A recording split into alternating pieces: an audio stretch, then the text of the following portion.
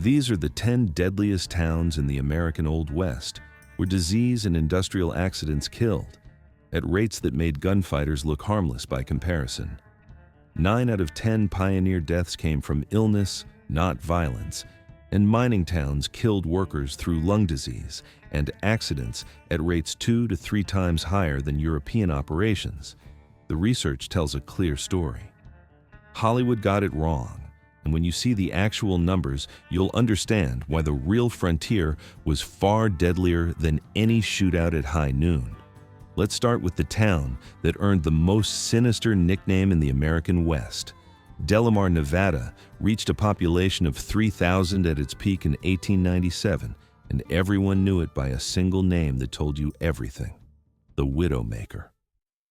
Over 400 widows lived in this remote mining camp, which means more than 1 in every 7 or 8 residents had buried a husband. The cause wasn't gunfights, but something far more insidious: the dust that hung in the air and settled on everything in town. Gold at Delamar came from quartz ore that had to be crushed into fine powder before the precious metal could be extracted. And while most mining operations used wet milling to keep the dust down, Delamar used dry milling. Crystalline silica particles didn't just stay in the mines, but permeated the entire settlement, coating buildings and clothing and lungs. Silicosis destroys the lungs slowly over years as miners breathe in the dust, and their lungs gradually fill with microscopic shards of crystalline silica. Eventually, breathing becomes impossible, and men who'd spent years working underground died gasping for air in a town surrounded by empty desert. The disease spread beyond the mines to affect anyone living in Delamar, including wives and children and shopkeepers who never set foot underground. 400 widows in a town of 3,000 meant the death toll was staggering, and unlike a gunshot that killed quickly, silicosis took months or years, turning strong men into invalids who drowned in their own lungs. That's the highest documented per capita mortality from occupational disease of any frontier town, and it represents something Hollywood never showed you. The Old West's deadliest killer wasn't a man with a six-shooter, but dust you couldn't see. 200 miles north in Butte, Montana, they called it the richest hill on earth, and between 1870 and 1983, at least 2,200 to 2,500 miners died there from mine-related causes. That's not an estimate, but documented fact, verified through newspaper records and death certificates in the county coroner's register. During the 1920s, 1 miner died every single week. Copper mines beneath Butte descended thousands of feet into the earth, and with depth came heat and poisonous gases and cave-ins and explosions that killed without warning. Fire broke out in the St. Lawrence mine on January 18, 1889, killing 6 miners before it could be contained. A warehouse district storing dynamite exploded on a March day in 1895, and 57 firemen died instantly in the blast. The single worst disaster came just outside the frontier period on June 8, 1917, when an electric cable fell 1,000 feet down the Speculator mine shaft. The damaged insulation caught fire when a worker inspected it with a carbide lamp, and the shaft became a 240-story chimney that filled with carbon monoxide. 168 men suffocated trying to reach the surface, making it the deadliest hard rock mining disaster in United States history. For those who survived the accidents, silicosis killed Butte's underground workers at 10 times the national average by the turn of the 20th century. A woman named Helen Raymond testified in 1934 about the men she'd known, and her words were stark. "Just those few men that I knew at the Prospect all died with silicosis. Hardy, big, strong men would die in their early 30s and 40s. The Granite Mountain Speculator Mine Memorial, unveiled in 1996, honors all 2,500 documented deaths, which exceeds most frontier gunfight victims combined across the entire American West. Virginia City, Nevada sits atop the Comstock Lode, one of the richest silver and gold deposits ever discovered, and between 1859 and the 1890s, The Comstock produced over $400 million in precious metals. In today's money, that's billions, but the human cost was extraordinary. Fire broke out at the 800-foot level of the Yellow Jacket mine on April 7, 1869, most likely from an unattended candle that ignited timbers in the shaft. Flames spread through interconnected tunnels to the Crown Point and Kentuck mines, and poisonous gases filled the shafts before miners could escape. At least 35 men died, and bodies recovered weeks later consisted of nothing but bones and charred clothing.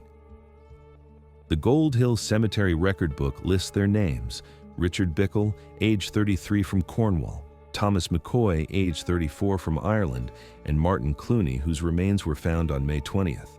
Approximately one-third of the victims were Cornish, one-third Irish, and one-third American-born, and sealed sections of the mine remained too hot to enter for 3 years. Fire wasn't the only threat underground. At depths exceeding 3,000 feet, temperatures reached 100 to 130 degrees Fahrenheit, and scalding water erupted from pockets at 170 degrees. Men who survived these encounters earned the nickname hot water plugs. On June 4, 1880, approximately 30% of all patients at Story County Hospital were miners suffering from pulmonary problems including silicosis and lung inflammation and internal hemorrhaging. Then came October 26, 1875, when the Great Fire destroyed over 2,000 buildings across 33 blocks of Virginia City. 8,000 people, nearly one-third of the population, became homeless instantly, and financial losses exceeded $10 million. St. Mary's in the Mountains Church burned along with the courthouse and the opera house and the International Hotel. Just to prove that even accidental explosions could be deadly, dynamite stored by Jacob Van Bocklin detonated in downtown Virginia City on June 29, 1873. Some accounts claim his pet monkey triggered it accidentally, and 10 people died, including hardware merchant J.P. Smith and Susan M. Dean with her 8-year-old daughter Elizabeth, and James Devine, who was killed when an iron shutter got hurled across the street. $400 million in silver and gold came with a price that Hollywood never calculated. The Transcontinental Railroad changed America, but building it killed workers at rates that were systematically hidden for over a century.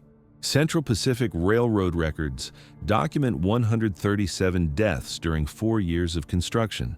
That's the official number management reported. But in 1870, a journalist witnessed something the company hadn't advertised, which was a train car loaded with Chinese workers' skeletal remains being shipped to Sacramento for return to China. Modern historians now estimate that approximately 1,200 Chinese workers died building the railroad, nearly 10 times the official count. For every death the railroad company acknowledged, 9 more went unrecorded and uncompensated and unmourned in any official capacity. The work killed through avalanches in the Sierra Nevada and blasting accidents with black powder and heat stroke in the desert sections, and falls from trestles and occasional attacks. The hell-on-wheels towns that followed construction, places like Benton, Wyoming, and Bear River City, witnessed concentrated violence during their brief existence. A riot in Bear River City killed 25 people and wounded 50 to 60 more in 1868. Benton, Wyoming existed for exactly 3 months, and when it was abandoned, approximately 100 graves were left behind. That's 1 grave for every 3 days the town existed. Leadville, Colorado sits at 10,152 feet above sea level, and after silver was discovered in 1877, it became Colorado's second largest city virtually overnight.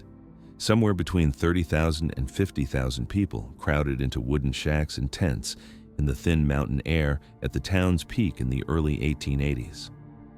The Irish came seeking opportunity and found something else entirely.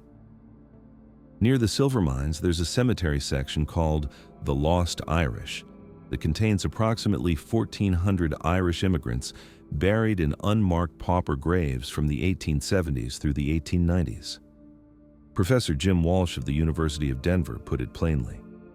Leadville was known as a death trap back then.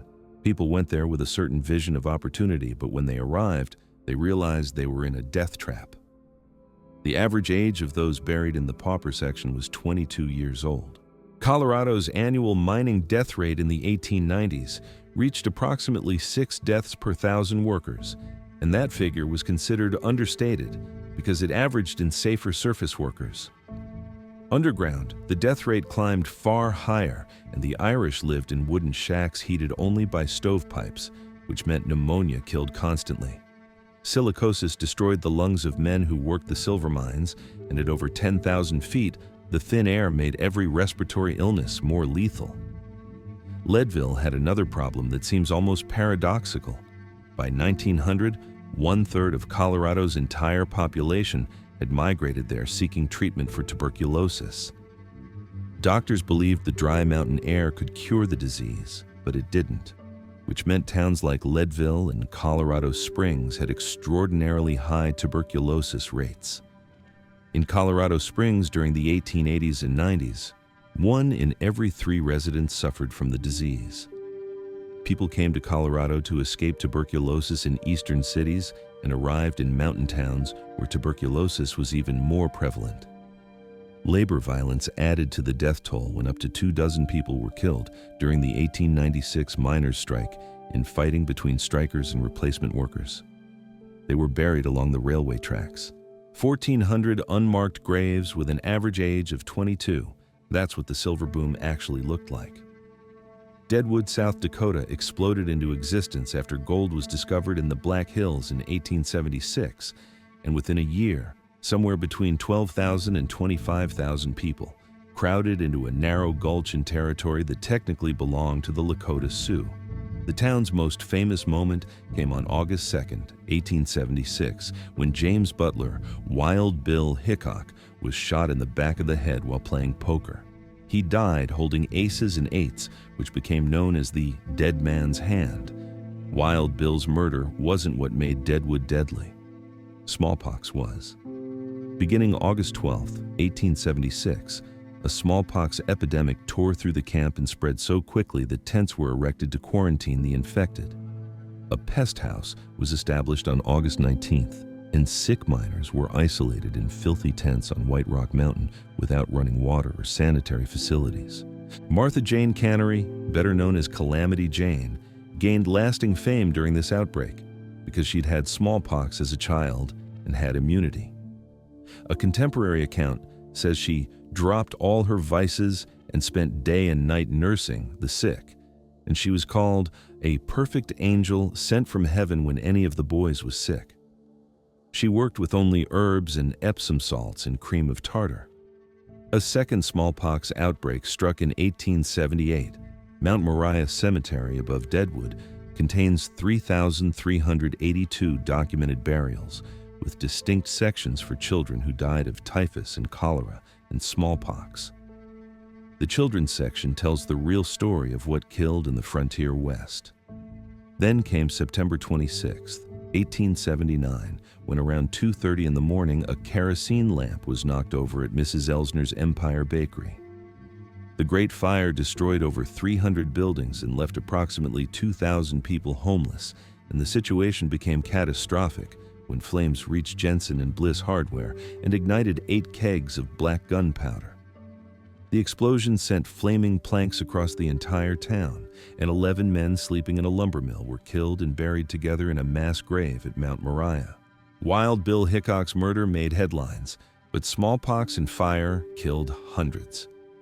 Virginia City, Montana, not to be confused with Virginia City, Nevada, experienced one of the most concentrated periods of violence in frontier history.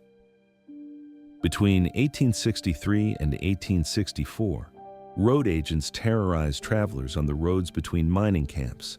Historians estimate up to 100 murders occurred during this brief period as travelers carrying gold from the placer mines were robbed and killed on isolated roads. Nobody was safe, and the territorial government seemed powerless to stop it. That's when the Montana Vigilantes formed, and over a 2-month campaign beginning in late 1863, they hanged 24 men. Sheriff Henry Plummer of Bannock was hanged on January 10, 1864, allegedly the secret leader of the road agent gang known as the Innocents. George Ives was executed on December 21, 1863, as the vigilante's first victim. On January 14, 1864, they hanged Boone Helm, known as the Kentucky Cannibal, a self-confessed murderer and cannibal. Jack Slade was hanged on March 10, 1864, in a controversial execution since Slade hadn't committed any serious crime. The vigilantes left warnings behind, skull and crossbones marks, or the numbers 3777, possibly representing grave dimensions of 3 feet wide, 7 feet long, and 77 inches deep. This period of violence was brief because most rich placer claims were exhausted within 5 years, but in terms of concentrated mortality from violence, it represents one of the highest documented rates in frontier history. 100 murders in less than 2 years, and 24 vigilante executions in 2 months. That's what justice looked like when law hadn't arrived yet. Butte, California, has the distinction of having the highest reliably documented homicide rate of any American frontier town. And UCLA historian Roger McGrath's research established Butte's rate at 116 homicides per 100,000 residents. That's approximately 10 times higher than modern Chicago. 31 people were killed in Butte between 1877 and 1882, and the town's population in the 1880 census was 2,712. James Blair and John Bresnan, both age 29, became the first documented fatalities and the first entries in Mono County's Register of Deaths. But here's what matters. McGrath found that violence in Butte was largely confined to willing participants. His words were clear. The old, the young, the unwilling, the weak, and the female were, for the most part, safe from harm. Bank robbery was rare, and burglary was rare, with only 6% of killings classified as outright predatory murders. Men killed each other, usually over disputes or gambling or alcohol, but they didn't prey on the innocent. And yet, for all Butte's reputation for violence, non-violent death was substantial. At 8,379 feet elevation with a subarctic climate, temperatures regularly drop to 20 degrees below zero with winds exceeding 100 miles per hour and snowdrifts 20 feet deep. Disease and exposure claimed hundreds of lives during the brutal winter of 1878 to 79. The town's founder, William Butte, froze to death in a blizzard in 1859 before the camp even had a name. The first year's graveyard, covering 1877 to 78, contained 67 graves that a local priest attributed to sagebrush whiskey and poor doctors. Another observer noted that murders were frequent occurrence, but also said fatal accidents in the mines caused many of deaths. There's a famous story about a little girl from Truckee whose family was moving to Butte in the late 1870s, and she supposedly ended her evening prayer by saying, "Goodbye, God. We're going to Butte." Butte newspapers disputed this version. Either way, the town's reputation preceded it. Now let's talk about the town that has the biggest gap between reputation and reality. Dodge City, Kansas was supposedly the deadliest town in the West, with Bat Masterson and Wyatt Earp and Doc Holliday and Front Street lined with saloons and gambling halls, and Boot Hill Cemetery supposedly filling up with gunfight victims. Historian Robert Dykstra did something radical. He actually counted the bodies. Between 1876 and 1885, the entire Cattletown era, Dodge City recorded exactly 15 homicides. That's an average of 1.5 murders per cattle trading season. The first year was different, with estimates ranging from 9 to 35 deaths between July 1872 and July 1873. If the higher figure is accurate, then 1 in every 20 residents or visitors ended up dead that year. But even accepting the higher estimate, the total body count over Dodge City's entire wild reputation amounts to perhaps 50 deaths. Contemporary newspapers painted a different picture, with a Kansas paper from the 1870s calling Dodge a synonym for all that is wild, reckless, and violent, hell on the plains. The Hays City Sentinel declared that Dodge is the Deadwood of Kansas.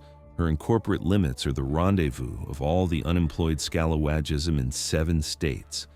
The documented evidence doesn't support the mythology. What ended Dodge City's prosperity wasn't violence but disease, specifically splenic fever, also called Spanish fever, transmitted by ticks from Texas longhorns to Kansas cattle. Legislation passed in 1885 banned through Texas cattle, and Dodge City's cattle boom ended. Finally, we come to Tombstone, Arizona, the OK Corral, Wyatt Earp, Doc Holliday, and the Cowboys. Butte Hill Cemetery provides the most detailed mortality breakdown of any frontier town, and of approximately 300 burials, 121 died from unnatural causes, which is 40% of the total. The documented causes break down like this. Gunshot wounds were the leading cause of premature death, while 9 people died in mining accidents from falls down shafts and equipment failures. 21 total deaths came from accidents, most mining-related, along with 6 legal hangings, including George Johnson, who was hung by mistake for horse theft. 2 lynchings occurred, including John Heath, who was taken from jail by a mob, and 34 people were listed simply as dead with no cause given. Fire struck Tombstone twice, first in June 1881 when a cigar ignited a whiskey barrel at the Arcade Saloon. The resulting fire destroyed over 60 downtown businesses, and another major fire hit in May 1882. Both times the town rebuilt within 6 months. What ultimately killed Tombstone wasn't violence or fire, but water. By the mid-1880s, mine shafts had penetrated below the water table, and constant pumping became necessary to keep the mines operational. Fire destroyed the Grand Central Mines hoist and pumping plant in 1886, and when the pumps stopped, underground flooding ended major mining operations. Tombstone's population collapsed from around 7,000 to fewer than 700 by 1900. The mines filled with water, the town died, and Butte Hill became a tourist attraction. So here's what actually killed people in the Old West. Disease came first. The 1837 smallpox epidemic along the Missouri River killed 17,000 people, and possibly as many as 100,000 to 300,000 across the Great Plains.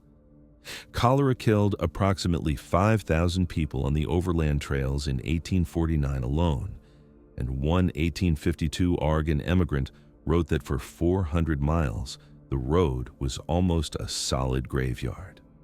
The Oregon Trail left approximately 20 graves per running mile between 1840 and 1869. Mining accidents came second, with Butte alone documenting 2,200 to 2,500 mining deaths, and Delamar's 400 widows suggesting hundreds more. Single mine disasters like the Yellow Jacket Fire killed 35 men in one day. Industrial disease came third, as silicosis destroyed the lungs of miners across the West and killed at 10 times the national average in Butte. Tuberculosis was concentrated in the very mountain towns where people fled seeking a cure. Fire came fourth. Virginia City's 1875 fire destroyed 2,000 buildings, while Deadwood's 1879 fire killed 11 men and left 2,000 homeless. Violence came last. And yes, Butte had 116 homicides per 100,000 residents. And yes, Virginia City, Montana saw 100 road agent murders in 2 years. The total deaths from gunfights across the entire frontier represent a fraction of disease and industrial mortality. A Kansas newspaper from the 1870s got it backwards when they called Dodge City hell on the plains, because the real hell wasn't on the main streets, but underground in the mines. Hell was in the hospital tents during smallpox outbreaks, and in the lungs of men breathing crystalline silica dust, and in the shallow graves of 22-year-old Irish immigrants buried in unmarked plots outside Leadville. Hollywood gave us gunfighters, but history gives us something different. The deadliest towns in the Old West killed through dust and disease and fire and industrial accidents, killing slowly and painfully and in numbers that made gunfights look insignificant by comparison. 400 widows in Delamar, 2,500 dead miners in Butte, and 1,400 unmarked Irish graves in Leadville, 3,382 burials in Deadwood. These are the real numbers of the American frontier, and they tell a story Hollywood never filmed.